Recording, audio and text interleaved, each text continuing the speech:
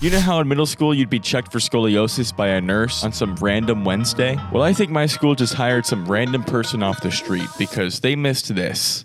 For most of my life, I was very short, one of the shortest people in my class, but I owned it. 4'10" never looked so good. But when I turned 16, I mysteriously started growing. 4'10" turned to 5'5", and my hair turned from 2009 Justin Bieber to 2015 Justin Bieber. Things were happening that were completely outside of my control. I was working at a local pizza place in my hometown, and while carrying a vat of raw chicken wings from one side of the kitchen to the other, I threw my back out, which is weird because I wasn't 65 years old. I didn't think much of it until later when I woke up in the middle of the night with horrible back pain. And being 16 and never having been through that kind of pain before, I yelled for my parents. The middle of the night, yelling across the house, it was terrifying. And I don't usually do that, don't think I'm just out here yelling, but I took some high-strength Tylenol and was eventually able to calm down and sleep. At the time, we just thought it was a temporary back strain and that it would fix itself. But after a few days, the pain did not go away, so we set up a doctor's appointment to see what was going on here. The doctor has me bend down and touch my toes, which I'll never be able to do again, by the way. And he tells me definitively that I have scoliosis. And this was a revelation to us all. I have no family history of scoliosis. I had no real symptoms of it until this past week. And aside from my short king demeanor and appearance, you couldn't tell anything was wrong with me from the outside. So I get some x-rays done and yeah, that looks pretty bad, doesn't it? So I had dextroscoliosis at T3 measuring 53 degrees and levoscoliosis at L3 measuring 52 degrees. These being almost the same angles is likely why we never noticed this before on the outside. However, we would soon take photos of me shirtless from behind, my best angle, and yeah, something is definitely wrong here. Now, scoliosis can be caused by a myriad of things. Like I mentioned before, it could just be in your genes. But people with muscular dystrophy or cerebral palsy could develop it with no genetic history. In my case, I truly believe that I developed it by sitting at my computer desk for 10 hours a day from the ages of 11 to 14, pursuing a career as a Minecraft YouTuber. Hello everybody, welcome to this video that I am creating because I have recently hit 2,000 subscribers. Now this is unconfirmed, but if I was sat there during my formative years while everyone else around me sprouted like freakishly tall flowers, I think it's entirely possible that my spine grew like that. I'm no spine doctor, I was an art major. So after the x-rays, my two sisters sent me some tasteful memes to lighten the mood, but the hee hee ha ha funniness does not last long because the severity of my S-curve cannot just be corrected with a brace. People with mild scoliosis wear a brace to correct the curvature or just to stop the curve from getting worse. This is a bit too drastic for a brace to correct, and I'm still going through all this pain, so the doctor recommends I get a spinal fusion.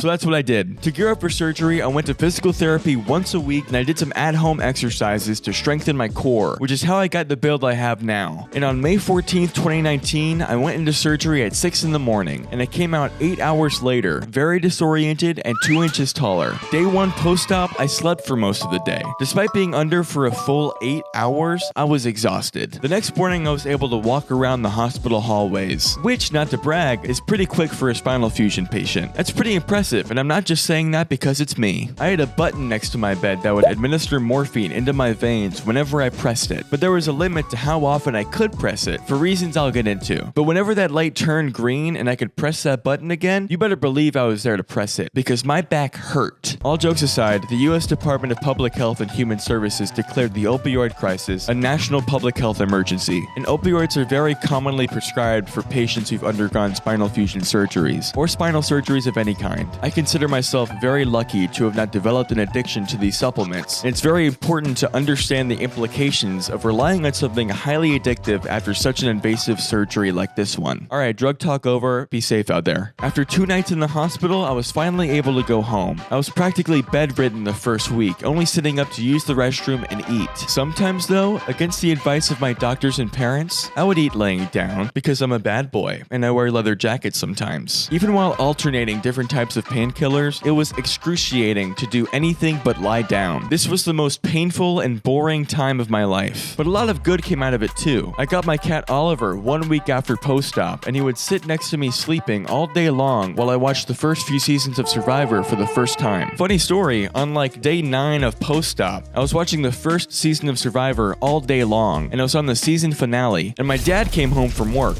and all 3 finalists are on screen, and he points out the winner and is like, "That guy wins. It was a crazy finale," not knowing that I hadn't seen it before. He was very embarrassed and cringes whenever I bring this up, and I like that. Thank you for your embarrassment, Dad. I appreciate it. My dad made up for it by sitting in a recliner by my bed whenever he was home, including in the nighttime, which was made even more excruciating because I was in so much pain that the only way I could sleep was by listening to music, and my taste at the time was questionable. It was mostly HAR. By the end of week 2 of my recovery, I had a newfound appreciation and respect for die-hard HAR haters. I can't listen to their music anymore without thinking of this time in my life. So it's over. I'm broken up with them. Also, a gigantic shout out to my mom for always being around to keep me fed and company. She's a real one, for real. I'm very lucky to have had so much support during my recovery. I know I'm making jokes and we're all laughing, I'm sure, but this was a really difficult time for me. There was a night where I laid awake crying because I never thought I would get better. Hashtag 17-year-olds cry too. It was a scary time, but I obviously got better. Slowly but surely, I was able to sit upright with less and less pain every time. And it was while recovering that I actually started making videos for this channel. I was an animation channel at that point, and I actually made a few videos about scoliosis through that medium. A few days ago, I got a cute little kid named Oliver. He's been hanging out with me while I recover and making me feel better overall. And that kept me sane as I transitioned back into regular teenage life. 3 months later, I was back in high school and starting my senior year, but that was quickly sidelined by a worldwide pandemic, and that's a different story. I don't want to get into it right now. In follow-up appointments, I was assured everything looked fine. There's a lot of scary stuff that could happen with this surgery, but I never let myself go too deep down that rabbit hole. I opted instead to rewatch How I Met Your Mother again, which served me well. It's been over 5 years since my surgery, and life has settled back into normalcy with some minor changes. For one, my posture is amazing. How could it not be? I'm bound with titanium all the time. And no, the airport TSA thing does not beep whenever I walk through it. Stop typing that. Another less fun change is that I have arthritis in my lower back that bothers me, sometimes a lot, but it's manageable with a heating pad and recreational drugs. IYKYK. I was also advised to never jump on a trampoline again, so sometimes I turn on bouncy sound effects and close my eyes and imagine I'm on one, just to quench the thirst of the bounce. And that's where I stand now. I don't like talking about my back surgery that much because I don't like being put into a box. During my senior year, it's really all anyone ever talked to me about, and I got really tired of it. Anytime I would lift anything heavier than 5 pounds, someone would be like, "Should you be doing that?" And the answer is yes. When you have a surgery like this, you won't let yourself do things that you shouldn't. That's why you won't catch me on a roller coaster. That